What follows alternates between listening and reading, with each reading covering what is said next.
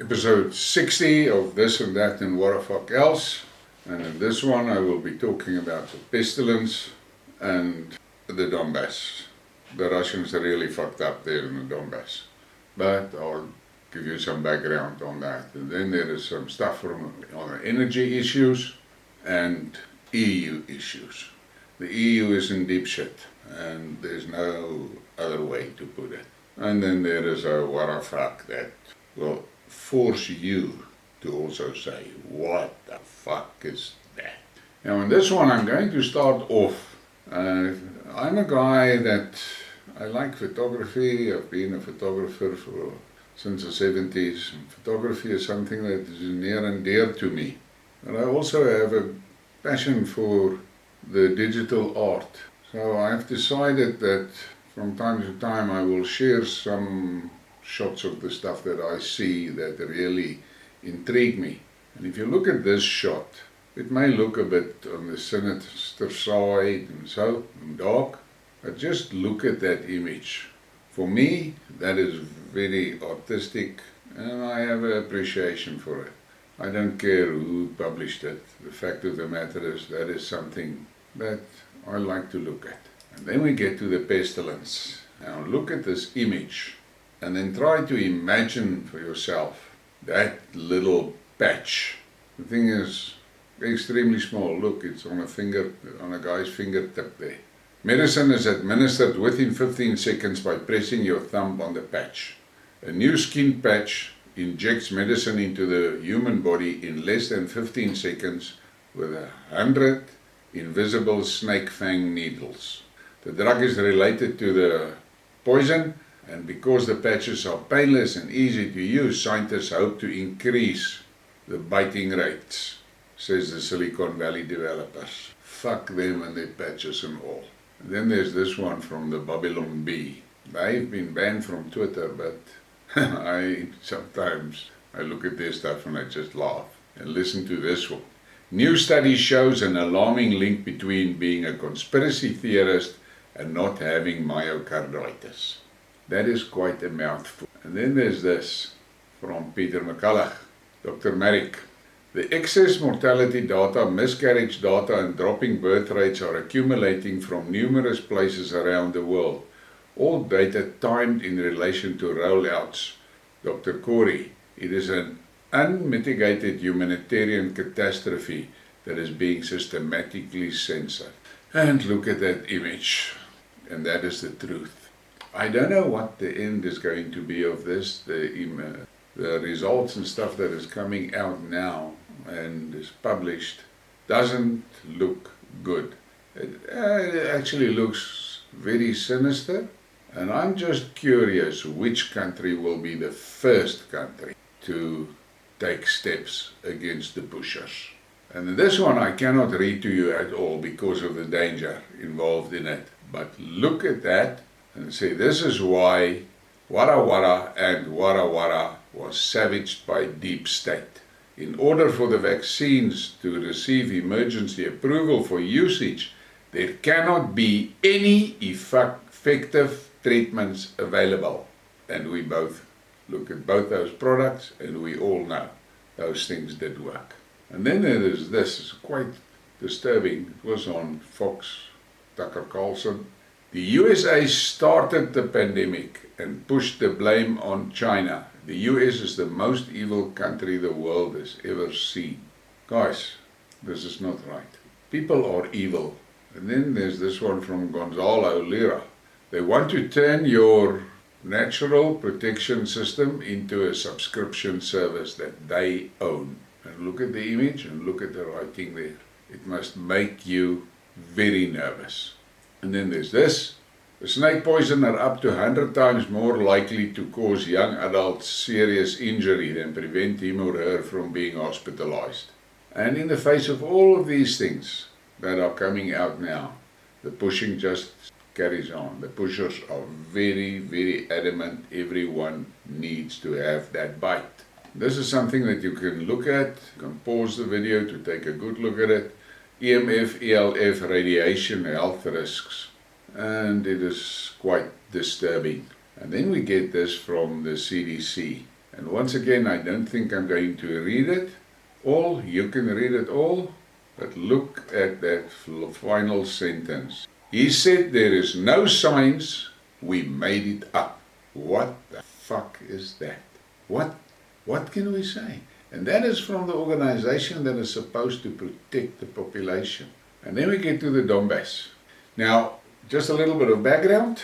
The Ukrainians launched a counter-assault and in the Kharkiv region, and they've taken quite a piece of land back. There's a few villages in there. Here is the actual facts. None of those villages were protected by Russian soldiers. There was a group of people from the Russian, almost like their internal protection units and so. Basically like militarized policemen that were looking after law and order in those villages, but nothing seriously military. And the other thing is that the region is very close to the Russian border. So I think the Russians were overconfident, and I think Putin and Soviet took their eyes off the ball. They were busy in the east with that military exercises and things like that. And there are commentators that say the Americans saw on the satellite images that there was very little military presence in that region, and that is why they directed the Ukrainian forces there. So the Ukrainians steamed into the area, overran it, and the Russians pulled back. Now there are things in the background that is now a major fucking problem for Russia. First of all, it's a serious PR loss here, this. And secondly, these Ukrainian soldiers are now, as they call, filtering the populations. So they are going to do ugly things to those people that they label as Russian supporters. I believe that the Russians, from the reports I saw, the Russians responded very quickly and they moved a hell of a lot of troops into the area. But it takes time to bring those troops in there. Those troops are there now, some of them are there, the front lines are there, and they've started hammering the Ukrainians. And on this image you can see there's that launcher busy with them. And another thing is that the Ukrainians are going to get encircled there and wiped out. They don't have the depth of backup to protect those forces in there. So they are going to be slaughtered. From the first reports that are coming out, it is horrendous. But politically it was a score for Zelensky and a serious loss for the Russians. The Russians fucked up here. And I have a suspicion within the next few days there are heads that's going to roll in the Russian military. Putin is apparently hell of upset about this. And there's another thing that you must keep in mind. In this area, the Russian forces were not really doing anything major there. The LPR militia was in charge. And there are now commentators that say maybe it's time for the Russians to take control of the full front line and don't give those two Republic militias so much say in what is happening. But let's see. The Ukrainian forces near Izium feel they have been trapped. Russian forces launched precision strikes on encroachers. Second separate mechanized brigade of the AFU lost 60% of its forces. The 22nd battalion of the TRO was wiped out. From the reports that I see, it looks like the Russians is opening the taps and they are going all out. The Air Force is involved, artillery is involved, and they are apparently fighting with the gloves off there. It's going to cost the Ukrainian military a lot, but the Russians took a shot on the nose there. Ukraine's State Bureau of Investigation, SBI, announced on Friday that it began conducting a filtration of civilians in Balaklia. My heart bleeds for those people in there, because we are most probably going to see the same shit that we saw in that city that started, or that village or city or town or what, that started with a B, there near Kiev. I think we're going to see ugly. Incredible that Ukraine, after 1 day of advances, are already committing a shit ton of crimes. Imagine what would happen if they recapture Crimea. And this is really something we should take note of, because there's a lot of people that are talking like this. And there are now people that are saying that this might cost Russia more than they bargained for, because there are now people in those cities that are saying we are only endangering our lives by supporting Russia. Then there's this. Ukraine announces filtration of citizens. Ukraine State Bureau of Investigation announced that it had begun conducting filtration of civilians in Balaklia. The purpose of the measure is to prevent the subversive activities of the Russians and their allies, the SBI said on social media. The time of reckoning has come. Ukraine had charged the town's mayor with treason in April, accusing him of collaborating with the Russian troops and helping them distribute humanitarian aid. Guys, this is going to be an ugly thing for Russia. I don't know how they're going to salvage this, but I'm confident they will. But just look at what they are doing now. This is what the Russians did to Kramatorsk. No more softly. Just look at this building, blown to pieces. One or other workshop for military equipment of the Ukrainian army was in there. Same place. Look at that destruction. The Russians are putting big shit in there now. And here is another shot. And then we get to the energy issue in the EU.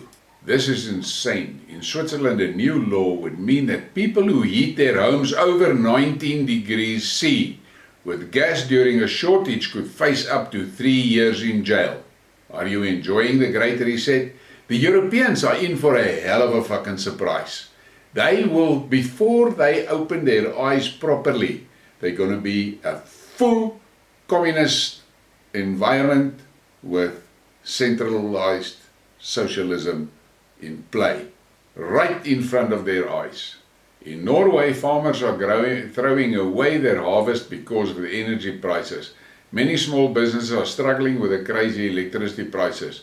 Are you realizing what's happening yet? Read about it and please make sure to follow. And that is, there goes the food. All plan of the WEF. You will own nothing and you will be happy. You will be hungry and you will be happy. You will be frozen and you will be happy. Now, EU will propose a mandatory target for reducing electricity use at peak hours in order to flatten the curve. Where have we heard that flatten the curve shit before? And look at that woman, Ursula von der Crazy. She is totally crazy. Now, this is from Jacob. Just two important headlines. EU fails to agree on Russian gas price ceiling. The meeting was plagued by political disputes. The largest US exporter of LNG, Cheniere Energy, has warned that limited supplies worldwide mean this winter could be very, very tight. Well, that fucking cap they want to place on Russian energy, as the Russians have said, it will only mean there will be no Russian gas and no Russian oil in Europe. Germany's energy plan could cost more than it saves. Germany's newly approved directive to turn off outdoor advertising at night to save energy might end up costing more than leaving the illumination on. Under the new rules set out by the Economic Minister Robert Habeck, illuminated billboards and neon signs across Germany have to be switched off at night and for most of the day. Well, and there the EU goes a little bit further into the Stone Age. Can you believe it? And then we've got this.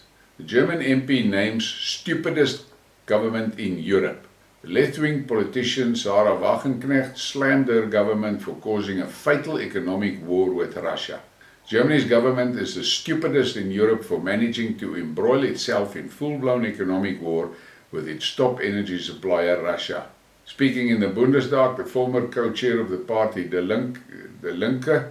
left, urged an end to the anti-Russian sanctions and the resignation of the country's vice-chancellor and economic advisor, Robert Habeck. Now I listened to an interview that Habeck did. That fucking guy is stupid. Stupid. He makes a stupid statement like businesses that can't afford their energy must just shut down and wait out.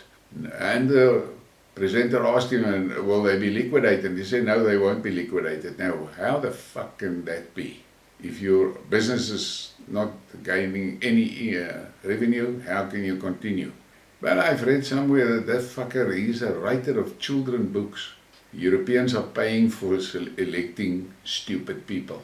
Germany's government is the stupidest in Europe for managing to embroil itself in a full-blown economic war with its top energy supplier. And that is the truth, but who will listen to that? The WEF and the Greens got the German population by the balls. The idea that we are punishing Putin by impoverishing millions of families in Germany and destroying our industry while Gazprom is making record profits, how stupid is that? And obviously nobody is going to answer her and nobody will pay attention. While describing the ongoing conflict in Ukraine as a crime, Briekmerke said that the anti-Russian sanctions are fatal for Germany itself. With energy prices out of control, the country's economy will soon just be a reminder of the good old days. And it is sad, but it's true. We really have the stupidest government in Europe, she told the parliament, calling for Habeck to resign. But Habeck won't resign. The WEF won't allow him to resign. The biggest problem is your grandiose idea of launching an unprecedented economic war against our most important energy supplier. But nobody listens. And then we've got this. Ursula von der Leyen is directly responsible for the increase in food and energy price in the EU. Her utopian plan to combat carbon emissions will lead to higher taxes and prices and implicitly to more poverty in the EU. The Fit for 55 plan must be stopped. And look at that crazy face. That person is on a mission to destroy the European economy and to wipe the citizens out. And then we get to that, what a fuck. Take a look at this and then ask yourself, how the fuck are these people in charge of the health of their populations? Look at that. We all know that American is a woman with a dick. That one from Belgium is 700 kilos overweight. The one from Canada, that thing looks like she's got one or other disease and she's part crazy. And then look at that excuse of a human being for the UK. Europe, the West, let me say the West. The West is fucked. And on that note, it is hot here in the Lowveld today. Please like, subscribe and share. Thank you for your support.